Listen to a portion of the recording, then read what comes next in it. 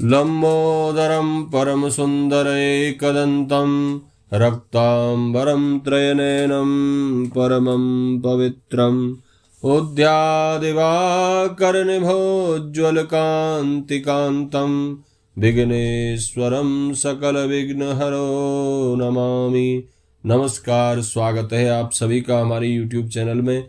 आज के इस वीडियो में आप श्रवण करेंगे फाल्गुन संकष्टी चतुर्थी व्रत की कथा। इस बार 2025 में फाल्गुन संकष्टी चतुर्थी का व्रत जो है 16 फरवरी रविवार के दिन किया जा रहा है। आज चंद्रोदय का समय रहेगा रात्रि में 9:37 पर। आज संकष्टी चतुर्थी के दिन भगवान गणपति की धूप दीप नैवेद्य और लड्डुओं से पूजा अर्चना करने से भगवान विघ्नहर्ता गणपति का विशेष आशीर्वाद प्राप्त होता है। आइए श्रवण करते हैं संकष्टी चतुर्थी व्रत कथा। एक बार प्रेम से कहिए, बोलिए गणपति गजानन भगवान की जय, शंकर भगवान की जय, पार्वती माता की जय। प्राचीन काल की बात है बंधुओं, एक बार भगवान शिव और माता पार्वती नर्मदा नदी के किनारे बैठे थे।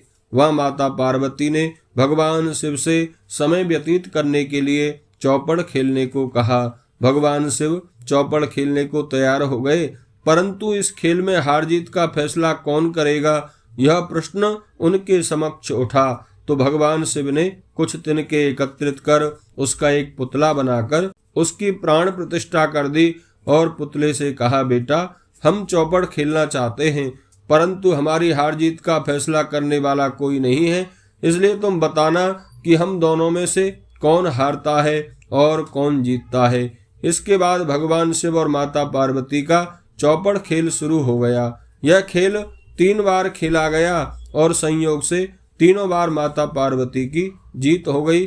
खेल समाप्त होने के बाद बालक से हार जीत का फैसला करने के लिए कहा गया, तो उस बालक ने महादेव जी को विजयी बताया। यह सुनकर माता पार्वती क्रोधित हो गईं और क्रोध में उन्होंने बालक को लंगड़ा होने, कीचड़ में पड़ा रहने का श्राप दे दिया।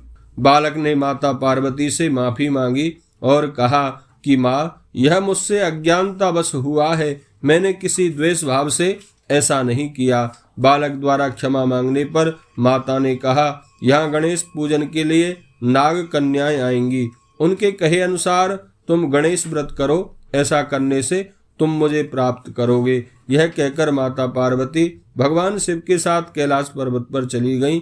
1 वर्ष के बाद उस स्थान पर नाग कन्याएं आईं।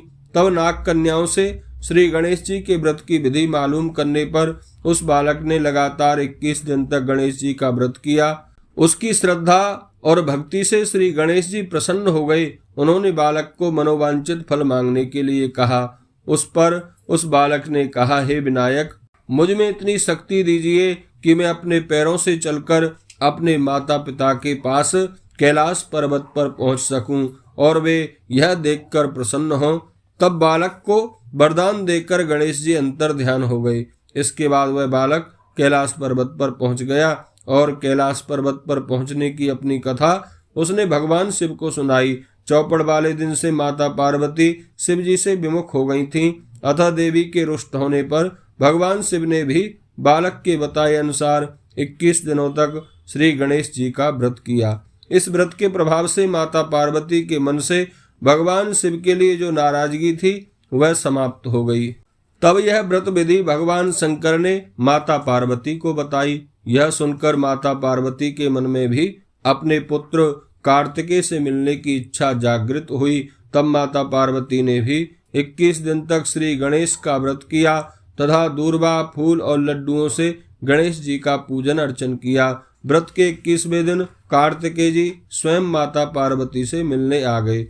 उस दिन से श्री गणेश चतुर्थी का यह व्रत समस्त मनोकामनाओं की पूर्ति करने वाला व्रत माना जाता है। इस व्रत को करने से मनुष्य के सारे कष्ट दूर होकर असीम सुखों की प्राप्ति होती है। बोलिए गणपति गजानन भगवान की जय।